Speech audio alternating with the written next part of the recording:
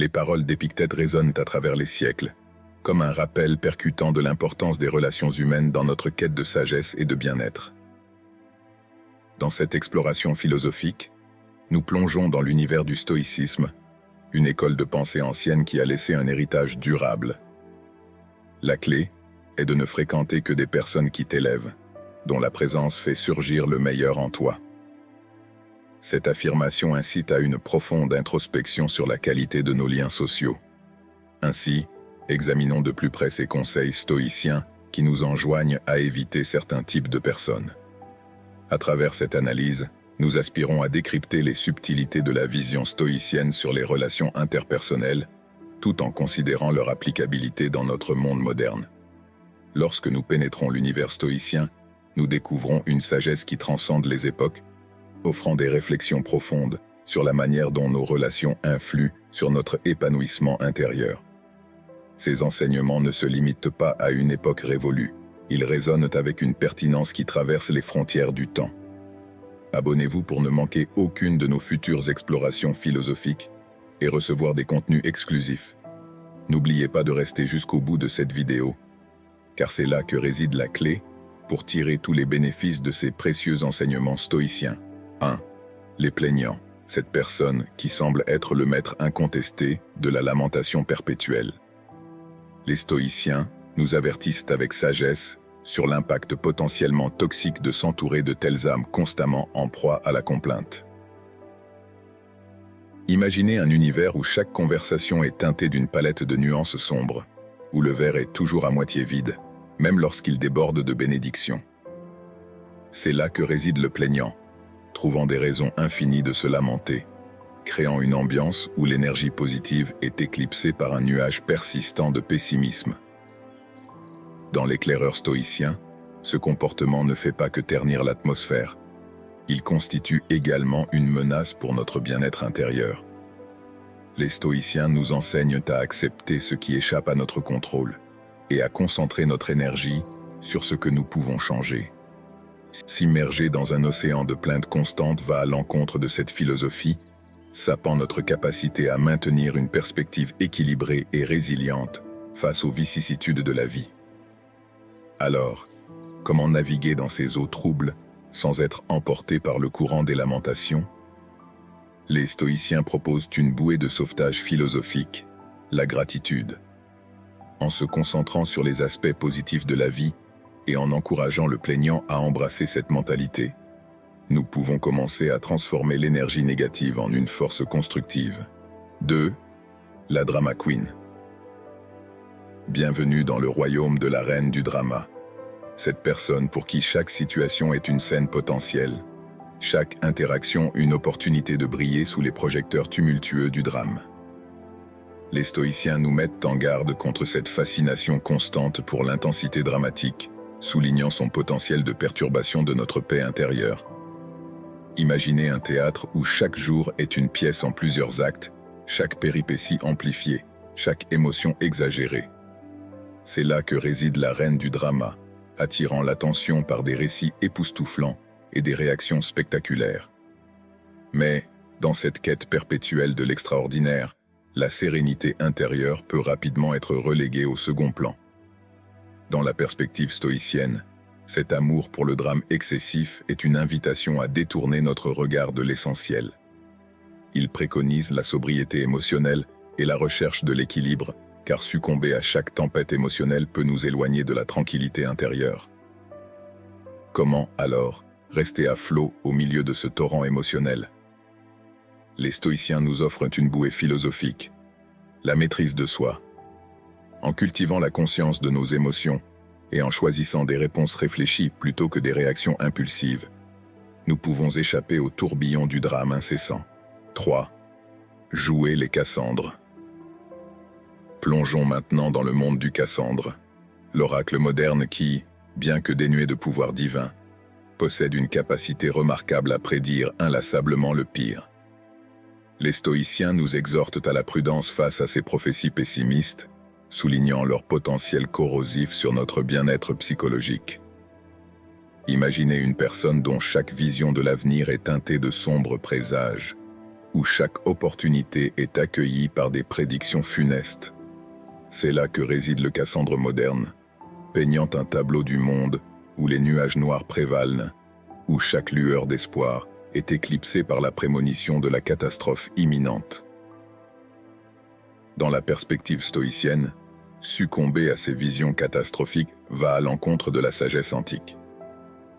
Les stoïciens nous rappellent que, bien que nous ne puissions pas toujours contrôler les événements extérieurs, nous avons le pouvoir de choisir notre réponse à ces événements.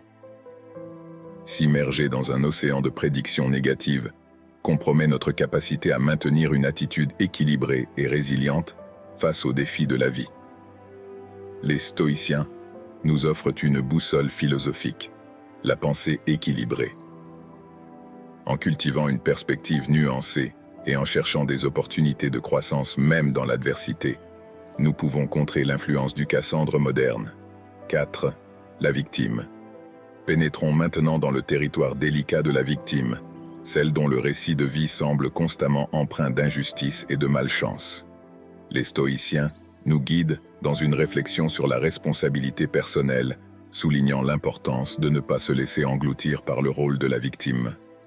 Imaginez une personne pour qui chaque revers de la vie devient une preuve supplémentaire d'une fatalité inévitable. C'est là que réside la victime, naviguant à travers les méandres de son existence, avec le fardeau apparent de toutes les difficultés du monde.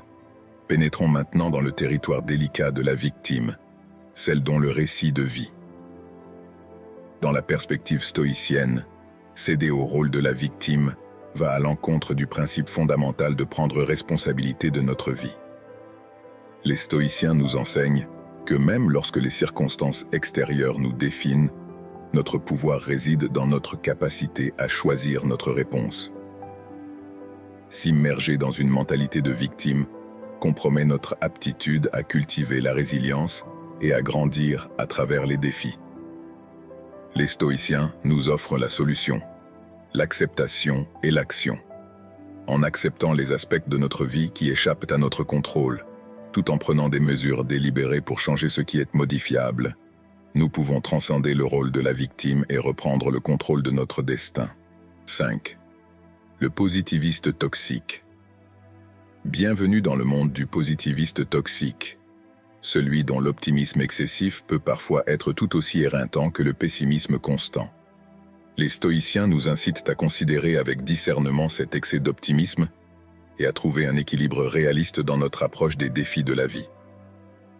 Imaginez une personne pour qui chaque nuage a une bordure argentée, peu importe sa taille ou sa densité. C'est là que réside le positiviste toxique, propageant un optimisme tellement extravagant qu'il peut sembler déconnecté de la réalité. Bien que l'optimisme soit souvent salutaire, l'excès peut parfois être tout aussi préjudiciable que le pessimisme. Dans la perspective stoïcienne, la recherche d'une attitude positive n'est pas découragée, mais elle doit être équilibrée par une compréhension réaliste de la vie.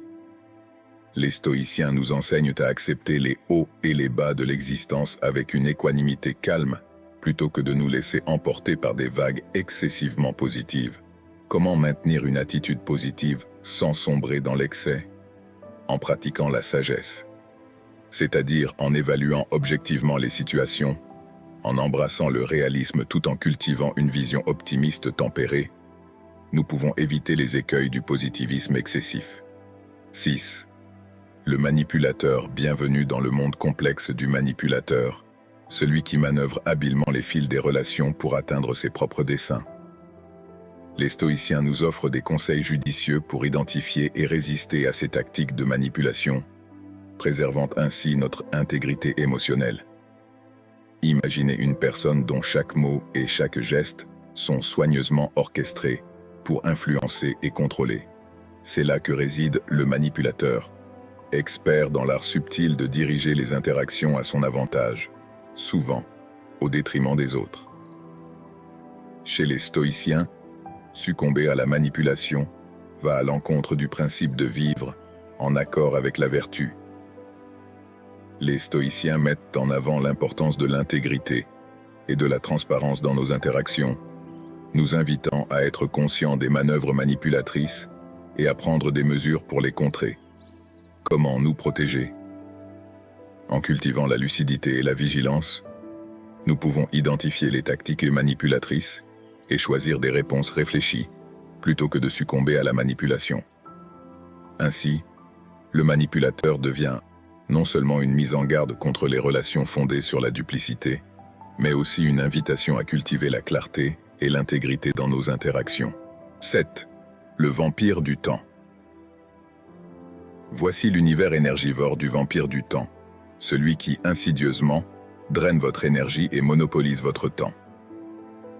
Les stoïciens nous encouragent à protéger nos ressources les plus précieuses en érigeant des frontières saines dans nos relations. Imaginez une personne qui semble toujours demander plus de votre temps, de votre énergie, sans jamais donner en retour. C'est là que réside le vampire du temps, un être qui peut laisser dans son sillage une traînée d'épuisement et de frustration. Dans la perspective stoïcienne, la gestion du temps est considérée comme une ressource précieuse et la sagesse réside dans son utilisation judicieuse.